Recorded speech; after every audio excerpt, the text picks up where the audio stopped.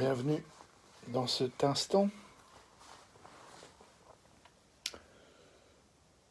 Bienvenue en replay. Le travail continue. Accueil. Nous sommes exactement et précisément là où nous sommes. Salut François, bienvenue à toi. C'est drôle, quand j'ai écrit le titre de cette vidéo, j'ai pensé à toi. Accueil. Travail continue. Nous sommes précisément et exactement là où nous sommes.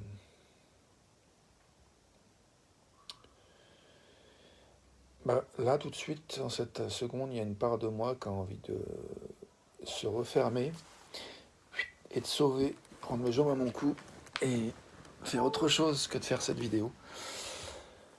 J'accueille cette envie en moi, cette part de moi qui veut se sauver. Je pense qu'il y a de la peur d'être rejeté, peur d'être jugé, part de moi qui projette. Voilà, avoir des émotions difficiles, c'est pas forcément bienvenu dans ce monde. Être confus, être fatigué, être découragé, voire désespéré. Il y a une part de moi qui se dit, si je ressens tout ça et je fais place à ça, je vais me faire taire. Donc le travail pour moi là, avec toi, ensemble, continue.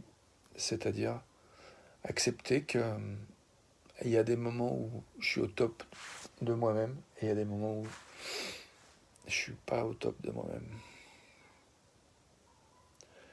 Et ça nous arrive à tous.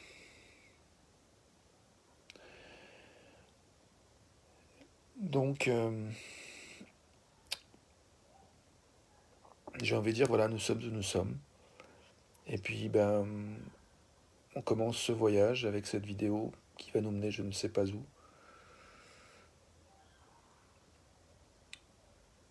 Mais il y a l'intention d'accueillir l'humanité, notre humanité, la tienne, la mienne, la nôtre.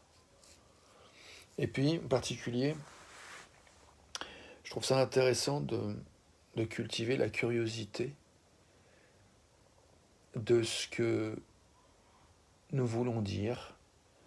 Et quand je dis nous, je pense à soi-même parfois.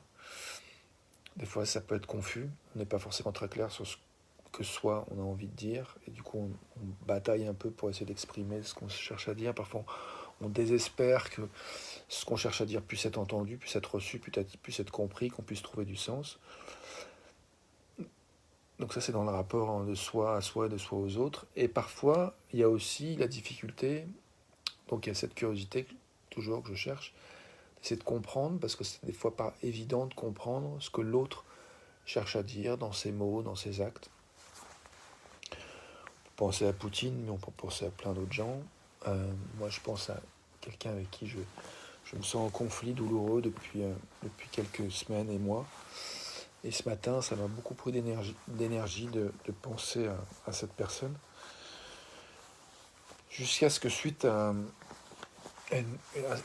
un temps d'écoute où j'étais écouté par quelqu'un d'autre, par Yana, qui m'écoute régulièrement toutes les semaines, 1 à 2 heures, depuis la République tchèque, pour elle, et la France pour moi. Je peux voir que il n'y a pas forcément la compréhension de ce que cette autre personne cherche à dire, et que dans ce manque de compréhension de ce que l'autre cherche à dire, il y a tendance en moi à interpréter que l'autre cherche à me nuire ou uniquement à me nuire. Et dans ces moments-là, j'ai tendance à vouloir me défendre et à essayer de trouver une stratégie qui serait une bonne défense, tout en faisant en même temps me faire en sorte que je me fasse entendre dans ma légitimité, dans mon bon point de vue. Et quand je fais ça, je me rends généralement pas compte que j'ai perdu de vue complètement la curiosité et la possibilité d'essayer de vraiment m'assurer que j'ai compris ce que l'autre cherche à dire, en fait. Et pour moi, ça a été encore un peu douloureux, j'ai mal à la gorge là.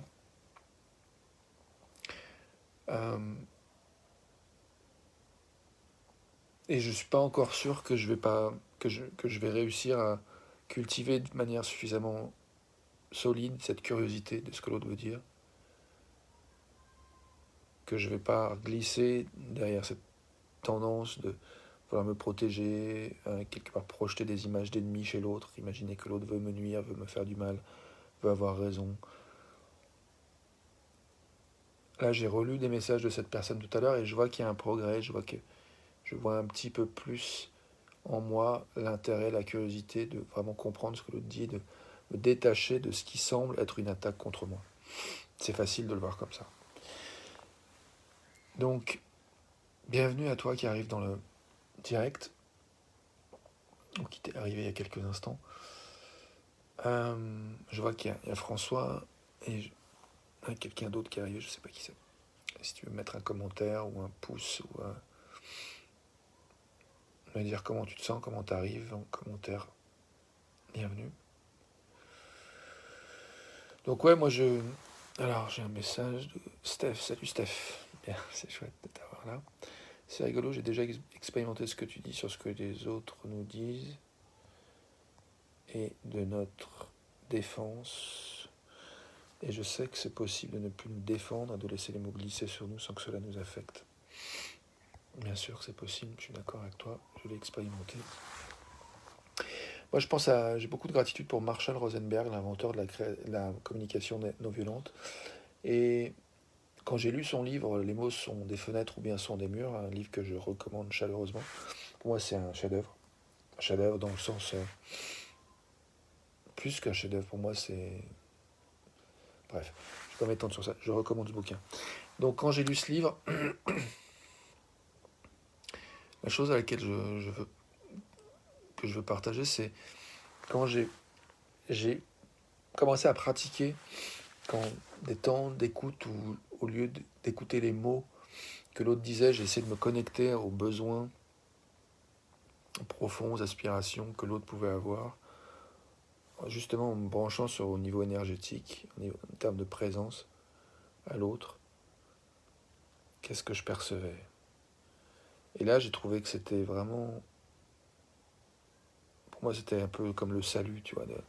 J'ai eu plein de fois l'impression que je devenais fou dans les relations avec les gens. Je crois qu'il y a une part de moi qui est vraiment un détecteur de manque de cohérence. Et donc, quand il y a dans les mots, il y a des manques de cohérence, ben, pour moi, je rentre, je vois ça, et c'est ça sur ça que je focalisais. Et ça me rend dingue, ça me fait mal. Mais quand, au lieu de ça, je focalise sur, ok, de quoi qu'est-ce que l'autre ressent, de quoi l'autre a besoin, et que j'essaie de mettre en mode compréhension, connexion avec ce qui se passe chez l'autre, là, j'ai l'impression que c'était le jour et la nuit. Et là, j'ai cessé de devenir fou.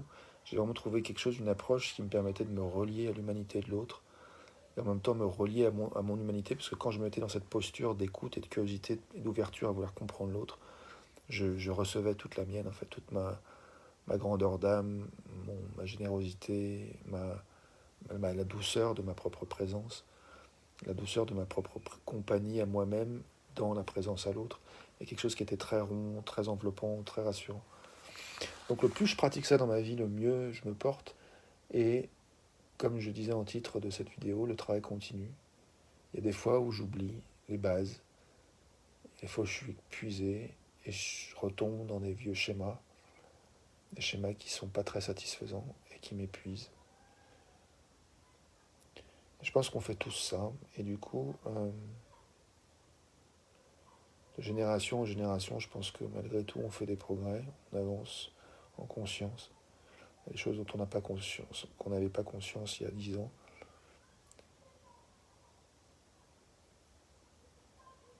Après, il y a aussi beaucoup de choses qui peuvent donner l'impression et désespérer, donner l'impression qu'on n'avance pas en fait. Et du coup, c'est ça qui peut être désespérant.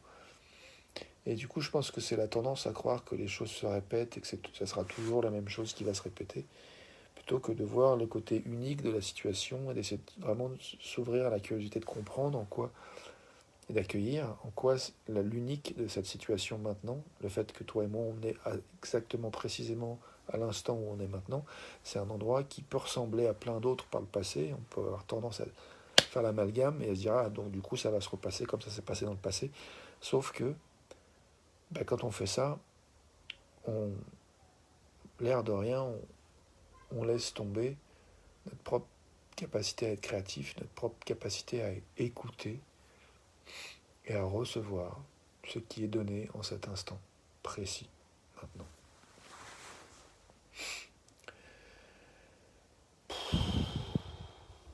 Je suis smatché. J'ai mal à la tête, j'ai mal à la gorge, je suis fatigué. Je me demande si j'ai envie de ronchonner. Non, un peu. Je me sens un peu ronchon, mais j'ai pas spécialement envie de ronchonner.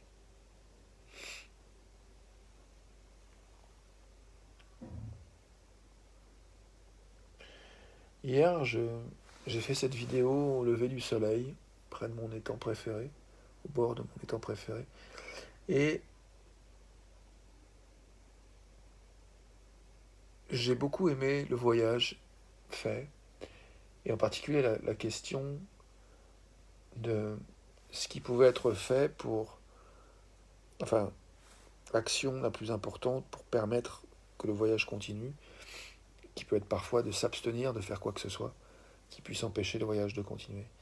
Et donc là, c'est comme si moi, je me trouve à un endroit où je suis curieux, enfin, j'ai envie de m'accueillir, j'ai envie de te donner à voir, à partager l'expérience de quelqu'un qui se donne, qui essaye de s'accueillir lui-même. J'ai un peu perdu le fil de ce que je voulais dire. Ouais, si. Et du coup,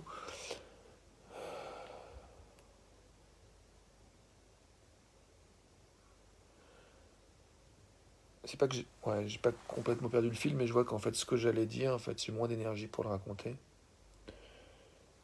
Donc du coup, je vais plutôt faire un temps de silence pour mieux, euh, mieux sentir, mieux accueillir, mieux reconnaître où je suis et donner de l'espace à où tu es.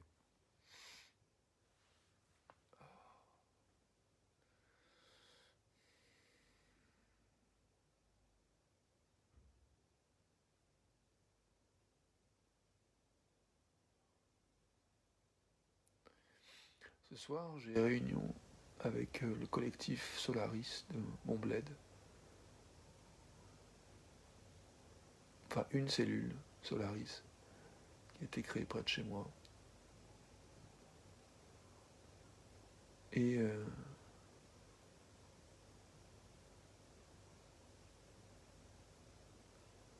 à la perspective d'y aller, je me sens épuisé. Et je me souviens que la dernière fois, aussi j'avais des résistances à y aller, puis j'étais très content d'y être allé. Puis la première fois, c'était aussi très chouette.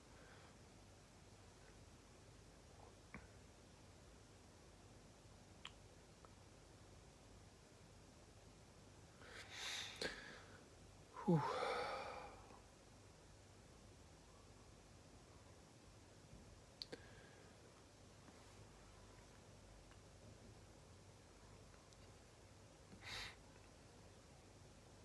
Je pense que c'est ça, il y a des fois, on a des résistances pour aller vers des choses auxquelles on s'est engagé, parce que ça représente des choses importantes pour nous. Et puis en même temps, des fois, on n'est plus à 100% sûr que c'est une bonne idée.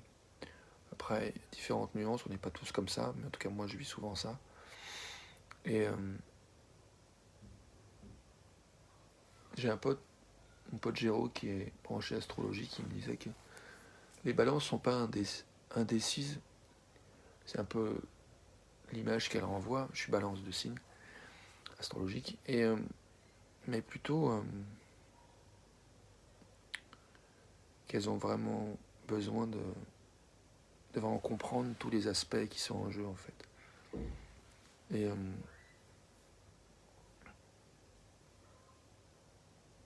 et c'est vrai que voilà, il y a une part de moi qui cherche à comprendre les différents aspects qui sont en jeu par rapport à cette réunion ce soir.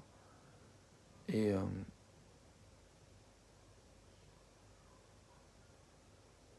je me dis que certains ont pu travailler à la préparation d'un ordre du jour. Et dans la dynamique actuelle du groupe, il n'y a pas une immense transparence entre ceux qui se proposent comme initiateurs.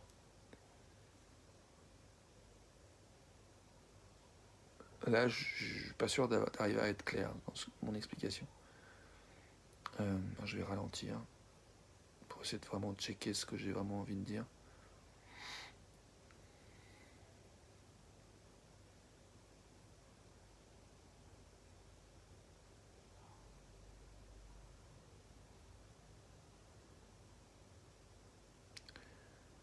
Je pense que voilà, il y a des choix qui sont faits par certaines personnes de se retrouver pour proposer quelque chose au service du groupe, et probablement que ces gens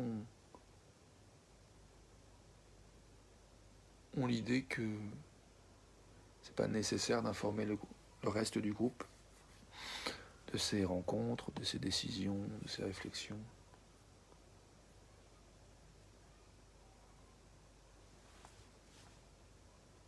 Je m'enfonce. Là, j'arrive pas à exprimer clairement ce que je veux dire. Je suis trop en contact en fait avec cette part de moi qui est outrée en fait de ce fonctionnement, qui voudrait de l'inclusion dans le processus en fait de co-créer en fait quelque chose, penser au groupe et faire ensemble et travailler ensemble. Et en même temps,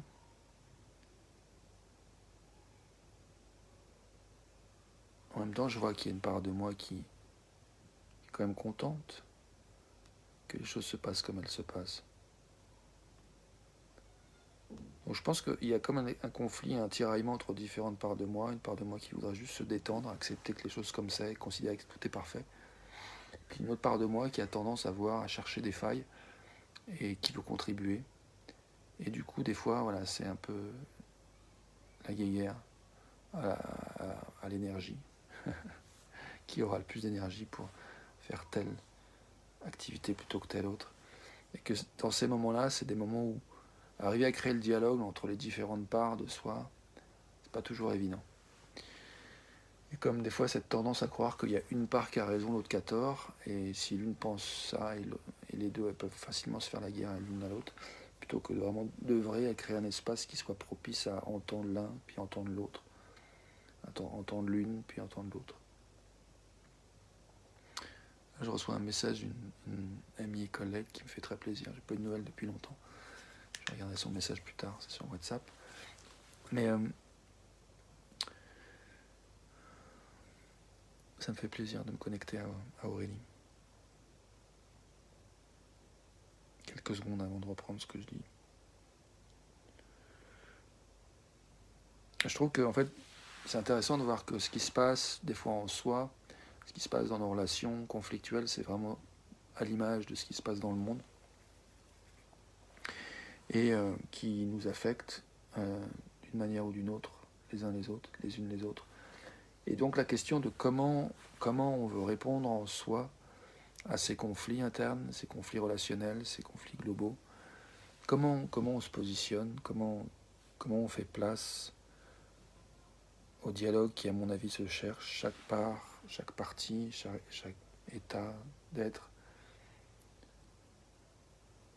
cherche à contribuer à la vie, au collectif, à sa plus belle manière, la plus belle manière qu'elle peut voir dans l'instant. Et parfois, on est tellement enfermé sur une idée que on peut ne pas voir en fait la richesse de l'autre point de vue. Et du coup, effectivement, il n'y a plus de dialogue possible. En fait, il y a une espèce d'imperméabilité qui se crée entre différents états, différentes parts de nous, différentes personnes. Et ça m'apaise beaucoup de te parler de tout ça, de reconnaître un peu la complexité qui se joue en moi, en nous, dans le monde. J'ai envie de pleurer, de soulagement, de beauté, de gratitude, de mieux comprendre, de retrouver un petit peu de sens à ce que je vis. Et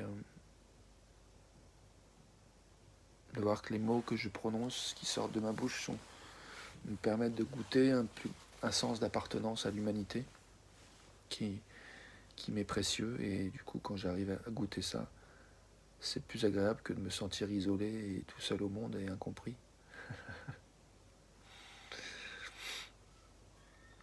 J'ai envie de finir cette vidéo dans quelques instants pour passer à la vidéo en anglais, puis avoir devant moi après du temps à faire ce que je veux en fait.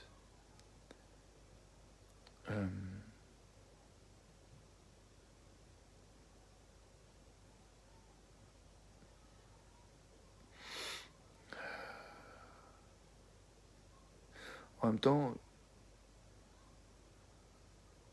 j'ai envie de dire que quand je fais ces vidéos, c'est aussi faire ce que je veux.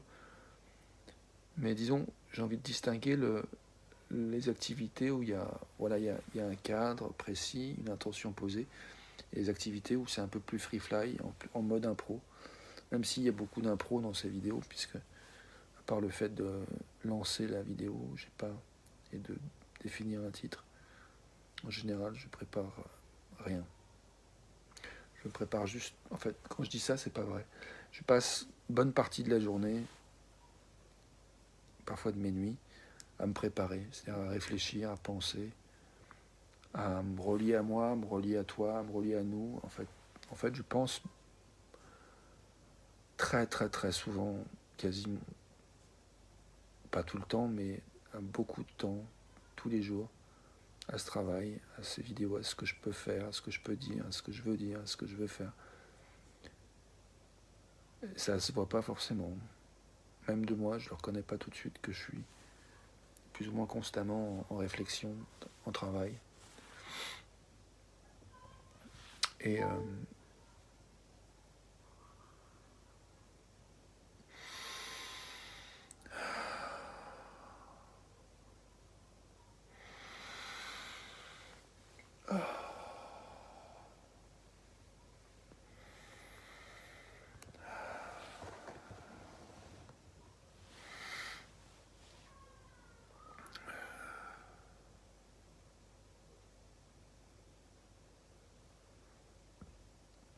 comme je disais, le travail continue, accueille. Nous sommes exactement et précisément là où nous sommes. Toi et moi compris. Et du coup, qu'est-ce qui se passe pour toi? Qu'est-ce qui se passe pour moi? Est-ce que nous avons une compréhension en fait satisfaisante, suffisante de ce qui se joue en nous, en toi, en moi, dans nos relations?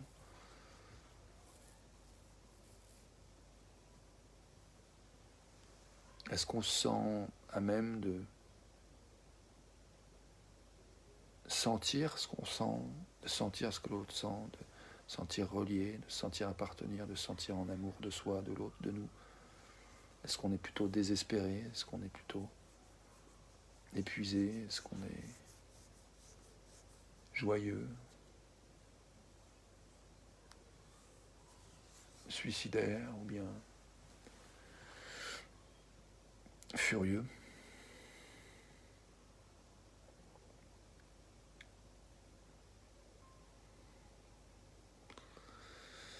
Je crois que ce qui est sûr, c'est que nous sommes là où nous sommes maintenant et que le voyage continue. Je crois aussi qu'il y a des manières de faciliter que le voyage se passe de manière agréable et qu'il y a des choses qu'on fait parfois, que je fais parfois, qui contribuent à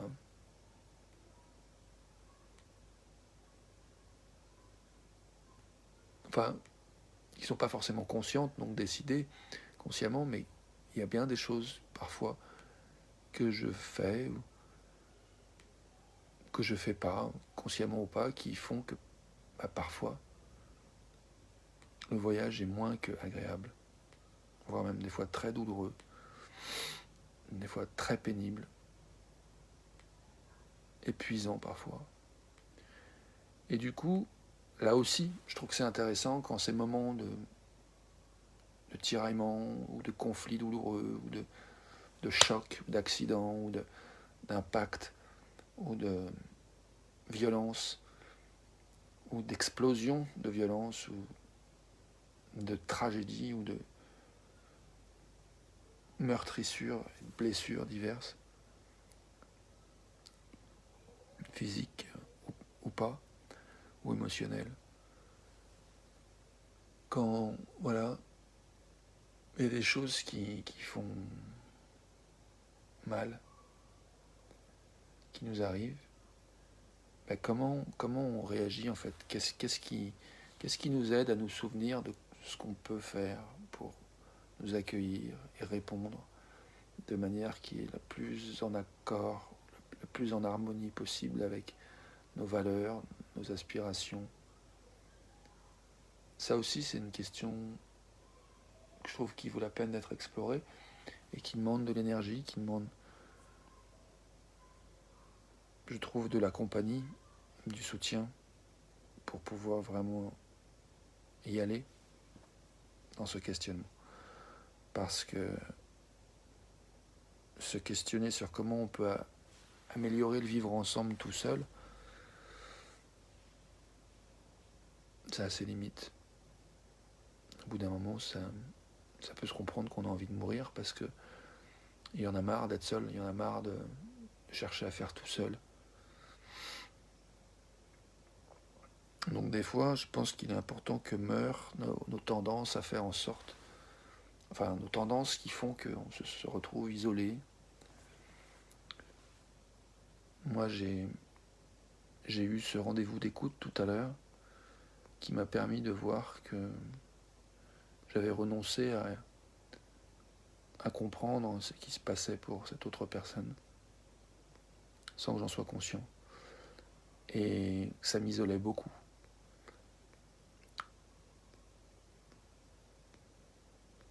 Parce que je me retrouvais dans une dynamique où il fallait que je me défende efficacement contre l'autre, alors qu'en fait, pour moi, ça m'intéresse absolument pas de prendre une position de défense. Ce qui m'intéresse, c'est vraiment d'avoir une position d'écoute et d'ouverture et de curiosité à comprendre ce qui se joue. Pour moi, pour toi, pour nous. Et ça, moi, ça me fait beaucoup de bien. Ça me donne encore une fois envie de pleurer, de soulagement, de contacter à cette valeur qui m'est chère. Ça me paraît un bon endroit pour finir cette vidéo aujourd'hui. Merci pour ton attention. Je te dis à demain pour une vidéo en français. Et puis à tout de suite si tu veux. Ou tout de suite ou presque tout de suite. Si tu veux continuer à voyager avec moi en anglais. Et puis si tu veux continuer à voyager avec moi de manière aussi individuelle, tu sais que tu le sais pas, mais je te le dis. Enfin, peut-être tu le sais, mais peut-être tu le sais pas encore. Je suis d'accord pour se parler. Donc, bienvenue de te manifester si tu as envie. Et puis, comme je l'ai mis en commentaire aussi en présentation de cette vidéo, un petit mot à propos de l'argent, si tu as les ressources et l'envie de contribuer financièrement au travail que je fais et à mon bien-être, bienvenue de te manifester. Je pourrais te donner mes coordonnées bancaires ou mon PayPal. Bien à toi. À tout de suite.